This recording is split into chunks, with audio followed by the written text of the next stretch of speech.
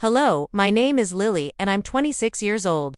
I work as a financial analyst and I've been living at home with my parents and my younger sister. Danielle, who is 23. Life at home isn't exactly ideal. My parents depend on me to cover most of the household expenses, but they don't really talk about it, they just assume I'll handle everything. I never minded helping out because I knew they were struggling with debt. My dad had lost his job last year, and my mom's part-time job barely covered anything. So I stepped in and made sure the mortgage, utilities, and even groceries were paid for. But my sister, Danielle, she's the complete opposite. She doesn't work much and spends her days posting pictures on social media, shopping, or going out with friends. One Friday afternoon, as I was checking my online banking app during my lunch break, I noticed something odd. There were charges on my credit card that I didn't recognize. $1, $200 for a flight to Hawaii, $2 for a luxury hotel reservation, several hundred at fancy restaurants and SPAs. My heart started pounding as I scrolled through the list. I had never booked a vacation like that. My dream was to save enough money to start my own consulting business, and I've been cutting back on everything to make that dream happen, but now it looked like someone had drained my hard-earned money for a lavish trip. I took a deep breath and thought about who could have done this. My boyfriend Jake popped into my mind first. He had access to my card for emergencies, but Jake was responsible, or at least I believed he was. Then I realized the truth. Danielle, my sister, had a habit of borrowing things without asking, but this wasn't borrowing, it was stealing. I texted her immediately. Danielle, did you use my credit card for a trip to Hawaii? Danielle, relax Lily, it's no big deal. With Jake, we needed a little getaway. I felt like the air had been sucked out of the room. My sister didn't just take my money, she took my boyfriend to. That night, I confronted my parents. I expected them to be on my side, to be angry that Danielle had betrayed me, but when I told them everything, they just shrugged. Danielle's young, my mom said she's just enjoying life, don't be so hard on her. I couldn't believe what I was hearing. She stole thousands of dollars from me, and she's with my boyfriend. My dad's side. Maybe you shouldn't have given Jake access to your card. You're the one who's responsible for your own finances. I stared at them in shock. It wasn't just Danielle who had betrayed me. My parents were choosing her over me, just like they always did. That night, as I lay in bed, one thing became clear. I was done being the family's personal bank. If they wanted to defend Danielle, fine, but they were about to see what life was like without my help. The next morning, I woke up with a plan. I was tired of being taken for granted, and I wasn't going to let Danielle and Jake get away with it. First, I logged into my banking app and canceled my credit card. Any remaining funds they thought they had access to would vanish instantly. Then I called my bank. I'd like to report unauthorized charges on my credit card, I told the representative. I believed the card was stolen. Within minutes, the charges were frozen, and the card was officially deactivated.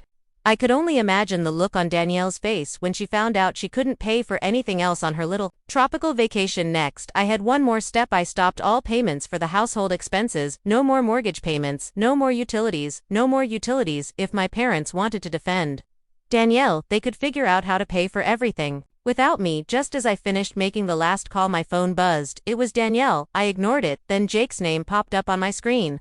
I ignored that too. They could suffer in silence for all I cared. By the afternoon, the chaos had officially begun. Lily, my mom yelled from the living room, the power just got cut off. What's going on? I calmly walked down the stairs. I stopped paying the bills. I said I figured you didn't need my help anymore, since you were so supportive of Danielle's stealing from me. My dad stood up, his face turning red. What do you mean?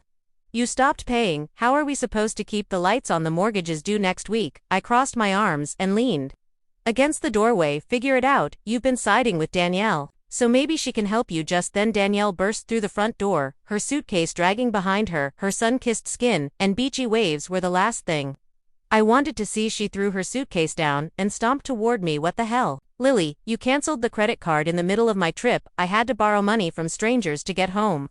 I smirked. Good, now you know what it feels like to be stuck without help. Danielle's face twisted in anger. You're being so dramatic, Jake. And I just wanted to have a little fun. I raised an eyebrow. With my money and my boyfriend. She opened her mouth to argue, but before she could, my phone buzzed again. This time it was Jake. I held up the phone and showed it to her. Oh look, your partner in crime is calling. Should I answer? Danielle grabbed the phone and threw it on the couch. Just drop it. Okay, it's over. You got your revenge now. Fix this mess with mom and dad. I left. Fix it. No, Danielle, you're going to fix it. You can start by explaining to mom and dad why they're about to lose this house if they don't start paying the bills themselves. My mom clutched her head. Lily, please, we can't afford to take on all these expenses. Don't do this to us. Maybe you should have thought about that. Before you defended Danielle, I said I've been paying for everything while you all treated me like I was just a walking ATM. I'm done. I was packing my bags ready to leave the house and get some space for my toxic family when there was a knock on my bedroom door. My dad walked in looking more tired and defeated than I'd ever seen him. Lily, he said quietly. I'm sorry, we shouldn't have taken you for granted. I paused, but I wasn't ready to forgive him just yet. You didn't just take me for granted. Dad, you betrayed me. Danielle and Jake betrayed me. You all made me feel like I didn't matter, he sighed. I know, but this house, without your help we could lose it. That's not my problem anymore, I said firmly. I've given up my dreams for this family. Long enough. I zipped my suitcase and stared him straight in the eye. I'm leaving you. Mom and Danielle need to figure this out on your own. As I dragged my suitcase down the stairs, I spotted Danielle sitting on the couch with her arms crossed. She glared at me. Where do you think you're going? She demanded. To live my life without you all weighing me down, I replied, but before I walked out, I turned around and gave them one last twist of a knife. Oh, and just so you know, Jake tried to contact me earlier. Looks like your little vacation fling wasn't as solid as you thought. Good luck. I walked out the door and didn't look back. I drove for hours without a clear destination in mind. I just needed to get away from the mess. Eventually, I found myself checking into a cozy motel on the outskirts of a small town. It wasn't luxurious, but it was exactly what I needed: peace, quiet, and time to think about my next steps. Sitting on the bed, I stared at my phone. Jake had sent multiple messages, trying to explain himself. Jake, Lily, I know what Danielle did was wrong. I wasn't part of her plan. Jake, can we meet and talk about this? I miss you. Jake, please don't shut me out. I rolled my eyes and blocked his number. There was nothing left to talk about. He had chosen to betray me, and now he could deal with the fallout. The next morning, I got up with a fresh sense of purpose. I wasn't going to let the past keep me stuck. I had spent years dreaming about starting my own consulting business, and now I finally had the money to do it. The savings I'd protected from Danielle and Jake were mine, and I was ready to put them to good use. I drove into the nearest city and rented a small apartment. It wasn't fancy, but it was mine. For the first time in years, I felt free. No parents demanding my money, no sister stealing from me, no boyfriend betraying my trust.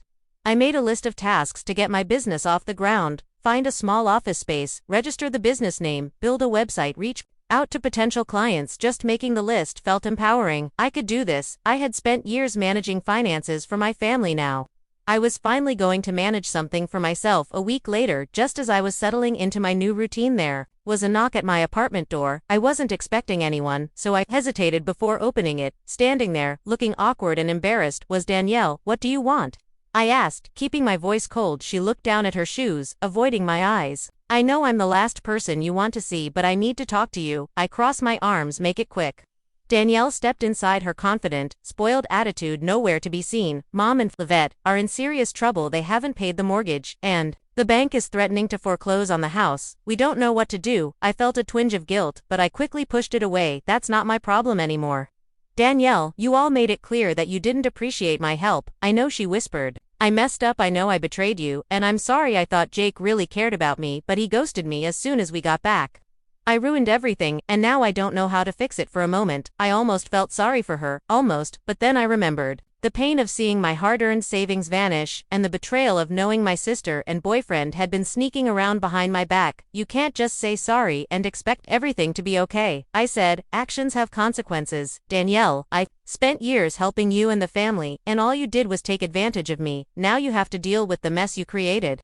Danielle's eyes filled with tears. Please, Lily, if you don't help, we'll lose the house. Mom and Dad are desperate, I sighed, leaning against the kitchen counter. As I thought it through, I wasn't heartless, but I wasn't about to hand over money without some conditions. I'll help you on one condition. She nodded eagerly. Anything? I'm not giving you or Mom and Dad money directly. I'll help cover a few of the missed mortgage payments, but only if you all agree to sign a contract saying you'll pay me back with interest. Danielle's face paled with interest. Yes, I said firmly. This isn't a free handout. You're going to learn what it means to take responsibility for your actions if you default on the payments.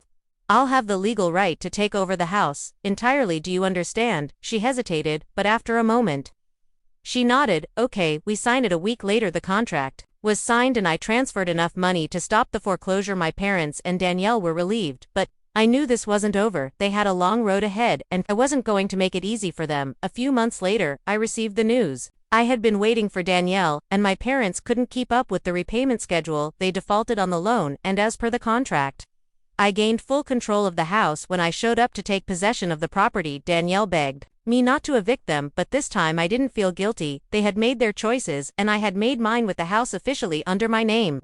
I decided to sell it. The profits gave me the financial boost I needed to expand my business. Within a year, I had multiple clients, a growing team, and a life I was proud of. As for Danielle and my parents, they moved into a small apartment. We weren't on speaking terms anymore, but I was okay with that. I had finally taken control of my life, and nothing could stop me now. Asterisk.